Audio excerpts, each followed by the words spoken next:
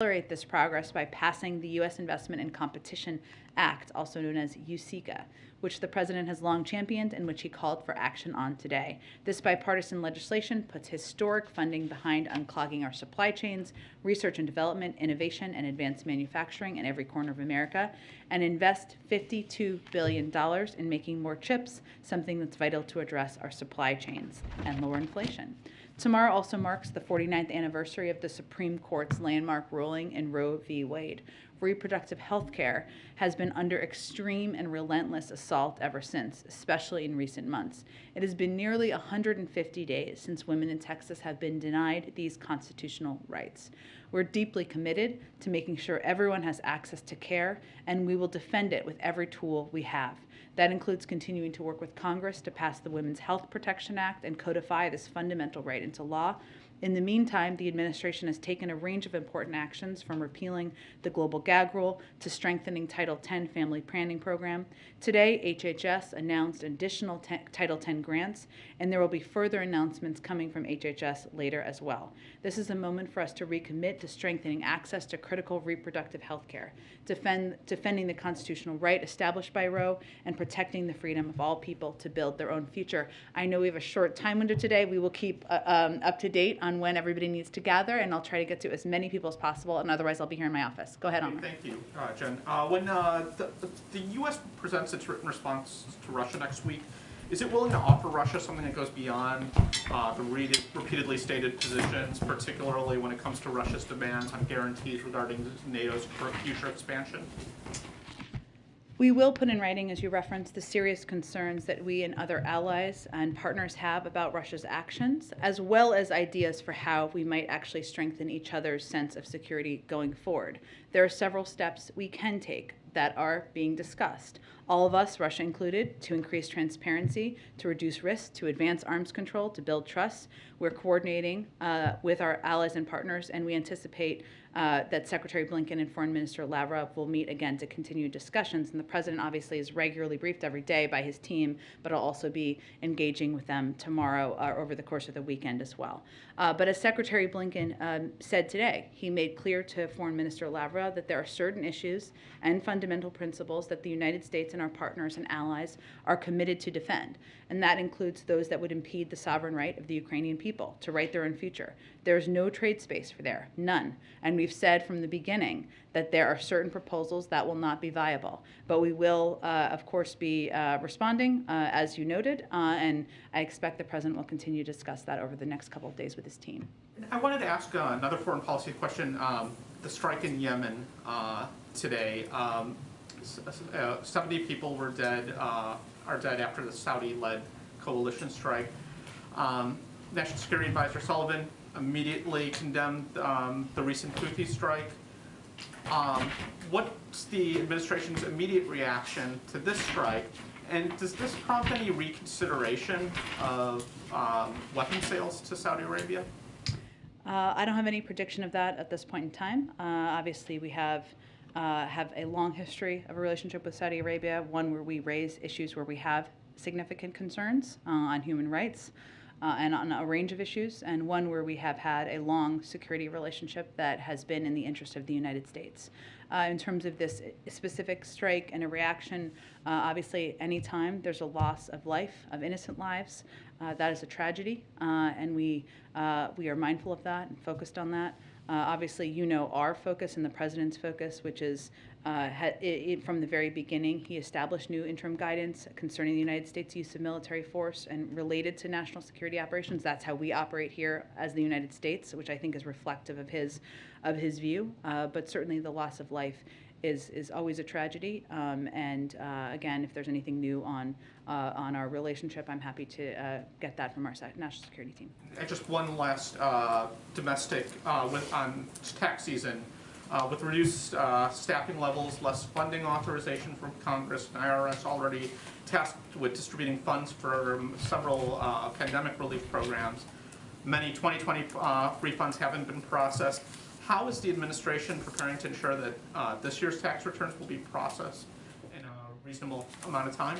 Well, I would first note that a lot of this predates this administration, and you touched on that, but I think that's important for people to understand. As the Treasury Department and the IRS have said, the IRS right now has an unacceptable backlog, and that customer service that people are receiving is not what the American public deserves, and the president is very mindful of that. Many of those challenges are related to the pandemic, but also due to years of underfunding from Congress. The agency has not been equipped with the resources it needs to adequately serve taxpayers in normal times, let alone during a pandemic. The president has prioritized ensuring the IRS gets $80 billion of stable, multi-year funding, resources it needs to best serve the American people. As he said in his executive order in December on customer experience, the American people deserve an effective, equitable, and accountable government that meets the needs of its people. So we would call on Congress to act now to give the IRS the funding it needs to meet its goal. But again, in terms of addressing the backlog, it's going to take some work, it's going to take some time, and I think people need to understand that they need funding, but there's a long history here that's led to this moment. Go ahead. Thank you, Jen. Secretary Blinken is leaving Geneva, and so far does not appear that he has a firm commitment from Russia not to invade Ukraine. So is another summit necessary at the leader level? Do you anticipate that President Biden will be having a summit with President Putin, the president of Ukraine? Well, let me first say that Secretary Blinken, as you mentioned, met in Geneva today with Foreign Minister Lavrov to share our serious concerns with the situation. He warned Russia that we are prepared to respond to any Russian invasion of Ukraine with swift and severe consequences, along with our allies and partners. We're also ready to continue dialogue and diplomacy. Ultimately, this has always been putting the choices up in front of President Putin and the Russians, right? It is up to them to decide which path they are going to choose. Secretary Blinken also conveyed we didn't expect any breakthroughs to happen today, but we are on a clear path in terms of understanding each other's concerns.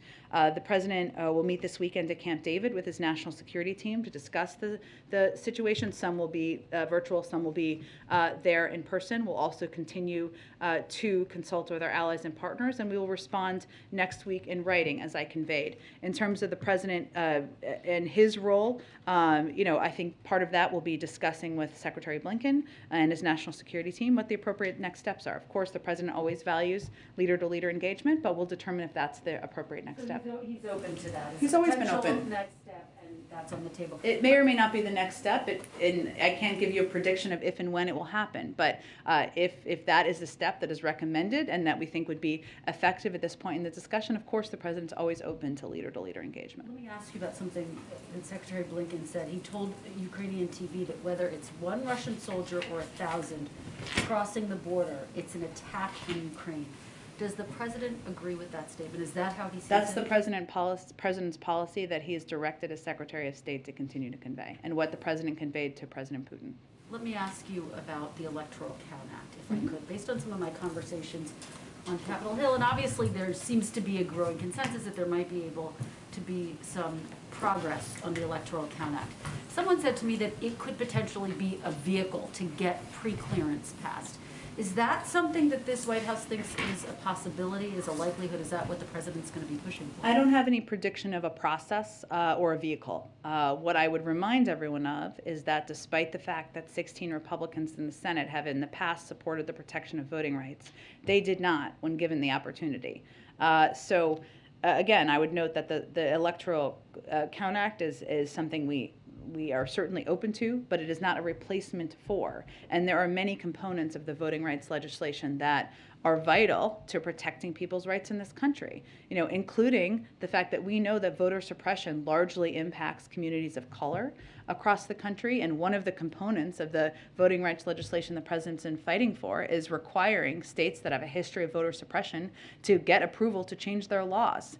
It also, these voting rights legislation that we've been fighting so hard for would also ensure that there's a fundamental baseline of what people can know and expect. If you're a mother of 3, you should be able to have many places you can drop off your ballot or vote. This is not a replacement for that. In terms of a vehicle or what's possible, I don't have anything on that to read out for you. Just very quickly, it seems like there are going to be some discussions during break between lawmakers, bipartisan lawmakers, about the Electoral Account Act and where they can find consensus on this. What can we expect the president's role to be, given that he's been very clear he is going to be taking a new strategy as it relates to reaching out to the American public? Well, the president can walk and chew gum at the same time. I think what people can expect is that he's going to spend more of his time engaging with, talking with the American people and talking about how far we've come and where we need to go from here. He also has a very talented and experienced team that's already engaged in a range of conversations with Congress. But I can tell you from spending a lot of time with the president and in the Oval Office with him that sometimes he just picks up the phone and calls a member of Congress or a senator when you're sitting there. So no one's suggesting that he's not going to engage with members. What we're conveying and what you heard from him the other night is that as you look at the time he's going to spend over the next couple of months, it's not going to be hours and hours behind closed doors in the Oval Office. Go ahead. Thank you, Jen. Why would the U.S. agree to submit written answers to Russia, given that it could undermine or be used to discredit the U.S. negotiating position? And is the U.S. asking for any written responses from Russia? Well, no one sees it that way from the U.S. negotiating team or from our partners and allies around the world. I think what we're engaged in here is seeing what's possible as it relates to diplomacy. And as I noted, it's not written answers like we're filling out a Q&A. We're also going to convey what our concerns are and reiterate a number of the strong statements you've heard the President and Secretary Blinken convey very publicly. So this is just a part of the diplomatic process and diplomatic negotiations and has been a standard part of the process often with countries and nations where you have agreements but also disagreements. Does the President have a plan to evacuate Americans from Ukraine? I know there have been a range of reports out this morning, which is probably why you're asking, Jackie. I will say that, one, we are already at a level 4 travel advisory for Ukraine for COVID and have advised that U.S. citizens have been advising that U.S. citizens should be aware of reports that Russia is planning for significant military action against Ukraine. We do conduct rigorous contingency planning, as we always do in the event of any security situation deteriorates in any country around the world. The State Department does that assessment. I would point you to them for any predictions or previews of any steps they may take. Is there any effort right now to get a handle on how many Americans are in Ukraine? Because I remember with Afghanistan, that was sort of an open question. Is the dynamic different this time? It's an open question around the world. We don't put a chip in Americans when they go to countries around the world and track their movements.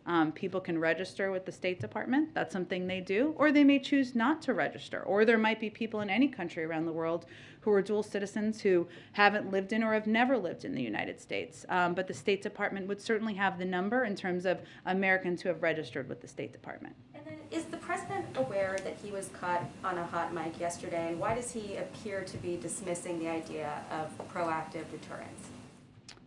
Well, the President certainly does not dismiss that idea, considering he has taken a lot of steps, including supporting and approving the several sanctions that were put out by the Treasury Department just a couple of days ago.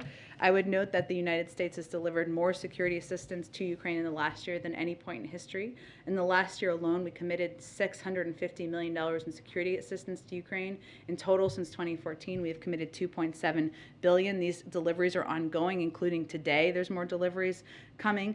In addition to traditional security assistance, such as the Ukraine Security Assistance Initiative, the President has authorized the Presidential Drawdown Authority to expedite lethal aid and meet Ukraine's emergency defense needs. We've also utilized third-party transfers authorized by the State Department, allowing U.S. allies and partners to provide U.S. origin equipment from their inventories for use by Ukraine. Specifically, the State Department has given the go-ahead for 3 NATO allies to rush anti-armor missiles and other U.S.-made weapons to Ukraine. And finally, in identifying additional equipment held in DoD inventories that can be delivered under the Excess Defense Articles Program, among other mechanisms, we recently notified Congress of our intent to deliver M17 helicopters. So I would say the President is hardly waiting. Actions are pretty clear on that front. And then I want to ask you about something that you said yesterday. Sure. You told me in response to it was a Ukraine question, it's important to remember who the aggressor is here. The aggressor is Russia and Putin. They are building up military troops. They are pushing out misinformation in Ukraine. So why does it seem like U.S. officials are so concerned about being seen as escalating things if Russia has created this whole crisis? Because I think we want the American public and also the global community to be clear-eyed about propaganda. And they are pushing propaganda about Ukrainians. Certainly there's propaganda pushed here in the United States, but this is about a potential foreign conflict. It's about the buildup of troops by one power that is a much larger military power than the other on the border, and we want to be very clear with the public about the realities and the facts. One final question on a different topic. Yeah. On crime, yesterday the Manhattan DA clarified his memo about downgrading certain crimes, and he said armed robberies, for instance, will be prosecuted as felonies, violence against police officers won't be tolerated, clearing up some of the confusion around how that office intended to prosecute crimes. Does the White House have a reaction to that, or welcome that kind of clarification, given that these questions do keep resurfacing? I don't have any reaction from here to the decisions of a local district, I think a district prosecutor or a district attorney, DA. I would say that the president, and he'll talk about this, he'll talk about crime. And you asked me about this yesterday, but I think can expect to hear him talk a little bit about crime during his remarks later this afternoon.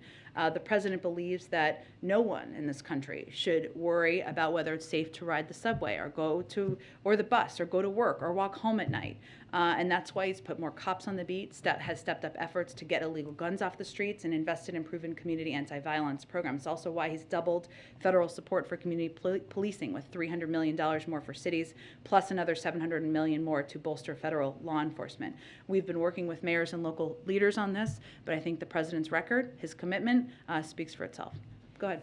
First, just a quick follow-up to what you said about the U.S. agreeing to put a response in writing. Are you saying that the world should not view that as the United States making a concession to Russia?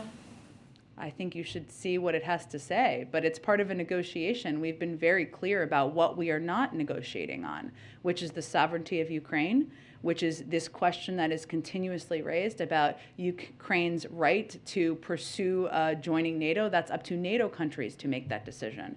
And you've heard the president, Tony Blinken, and others say time after time that we are not making any decisions about Ukraine without Ukraine, no decisions about Europe without Europe. But negotiating takes many forms. It takes forms where you're in person. It takes forms where there's an exchange of written materials. That's pretty standard and has been in diplomacy for decades.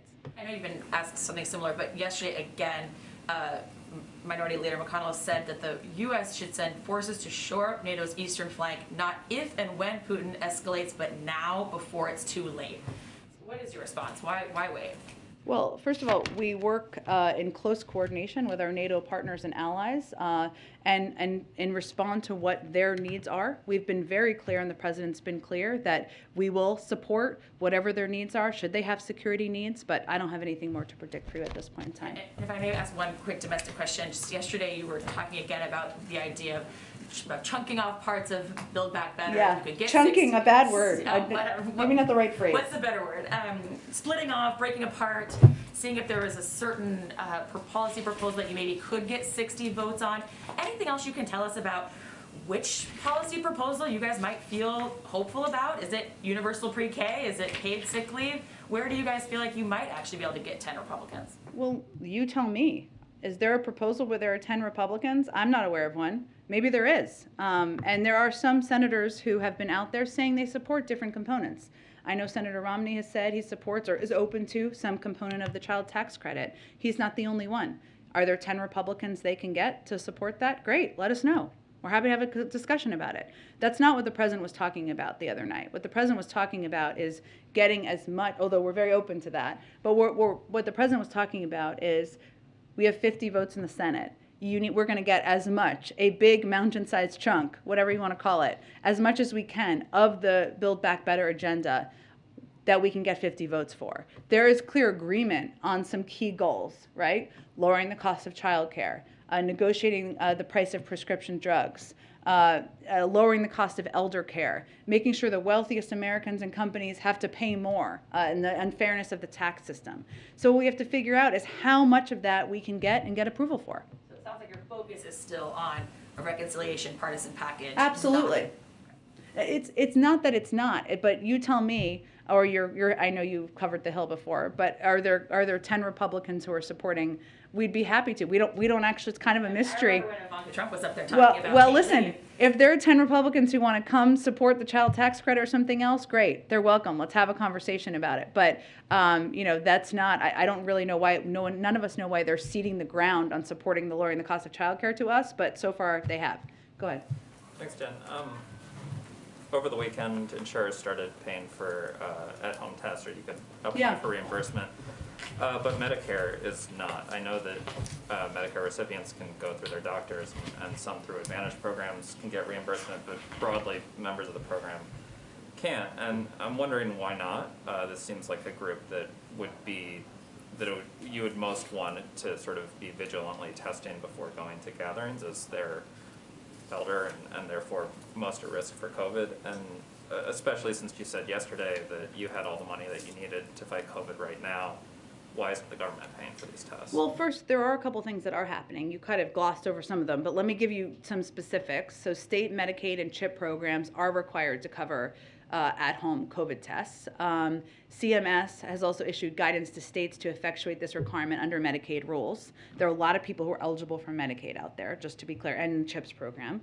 And people who are covered by original fee-for-service Medicare. Medicare pays for COVID diagnostic tests performed by laboratories such as PCR and antigen tests.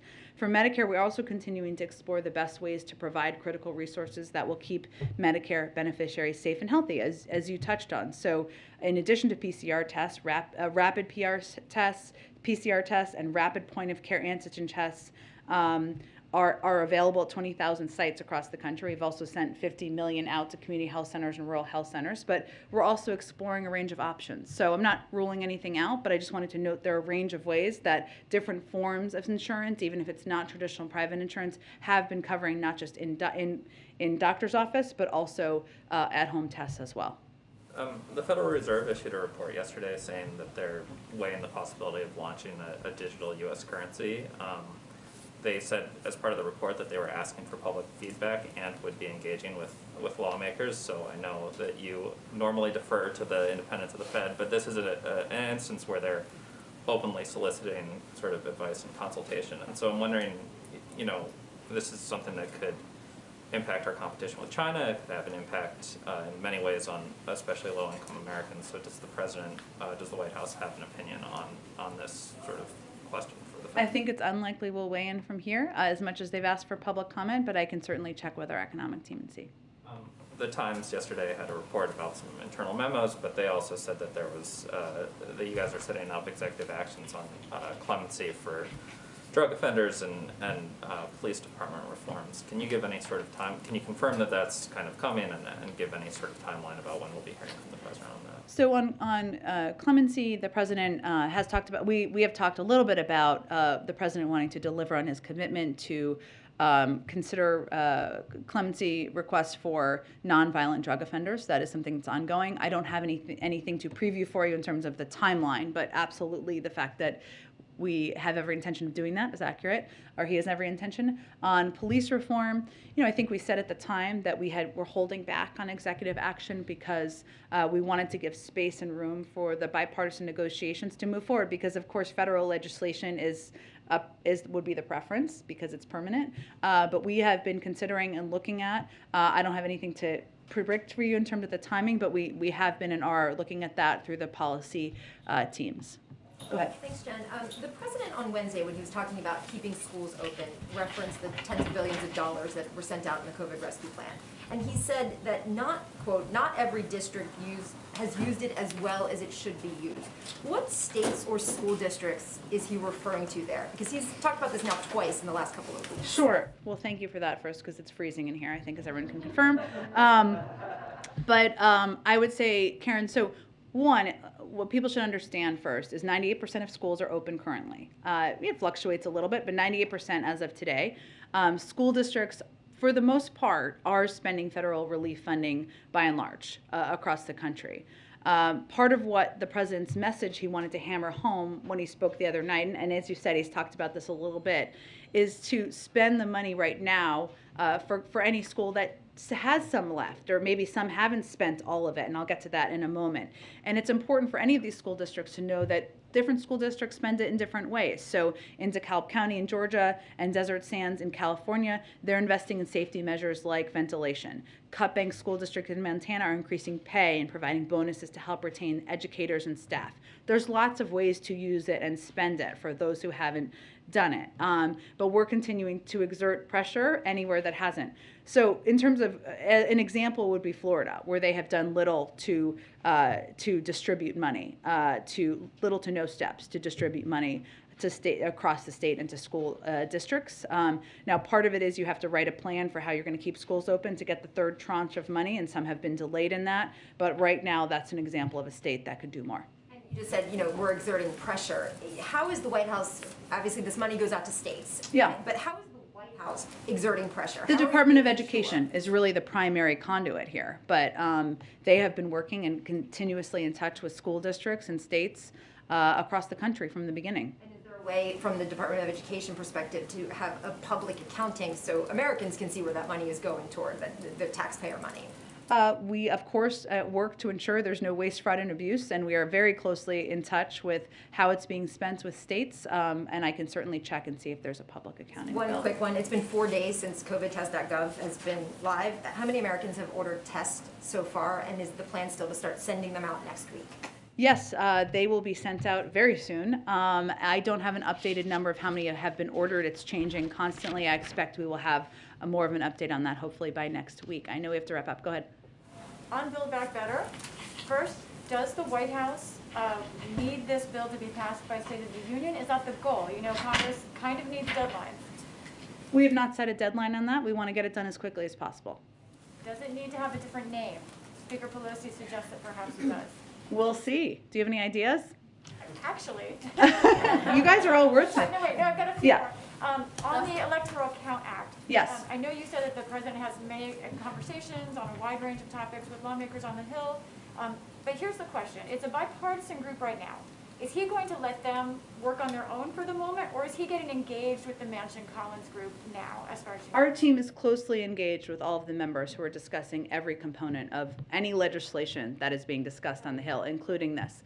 One more, sorry, yeah. one more. 'Cause Let me go to Jeff, because I just don't want to run out of, we got to wrap up so you guys can gather. Go ahead, Jeff, sorry. Thanks, Jen. This happened right before the briefing. A federal judge in Texas has ruled that President Biden's mandate for federal workers to be vaccinated cannot go through. Do you have a reaction to that? Well, first, let me update you that 98% of federal workers are vaccinated. That is a remarkable number. I would point you to the Department of Justice on any next steps as this news, it sounds like, just broke. But obviously, we are confident in our legal authority here. And you had an event with Intel today. Is the White House concerned about Intel's presence in China? We have obviously spoken about concerns we have had. I'm not familiar with all of the specifics of their engagement in China, so I'd have to check with our team. We have not held back, I should say, if we have concerns about engagement in parts of the country where there are human rights abuses. We also do, at the same time, work with a range of companies, even when we voice our concerns about issues that we don't agree with. Let me do this the last one, Linda. Another Intel question. Okay. So their plan for a $20 billion semiconductor facility in Ohio. How can this be viewed as an immediate solution to the chip shortage if the plants won't fully be online until 2025? Well, I think our view is it's an important step forward in ensuring that we have manufacturing capacity here in the United States so that we don't have a chip shortage in the future. But we also, the president called for the passing of USICA, I just reiterated at the top of the briefing, so that we can get that $52 billion in semiconductor investment to get more going now. What's the holdup with USICA in the House? Pass the Senate along. I think Speaker Pelosi made clear she wants to move it forward. So we're eager, the president's eager to have it signed. Okay, sorry, I gotta wrap it up, guys. You guys gotta gather. I'll see you soon. Does the president like meatloaf? I don't, I would, what's the phrase? I would do anything for love? Is that part of it? Yeah, that's right. He might say that. I think he probably would.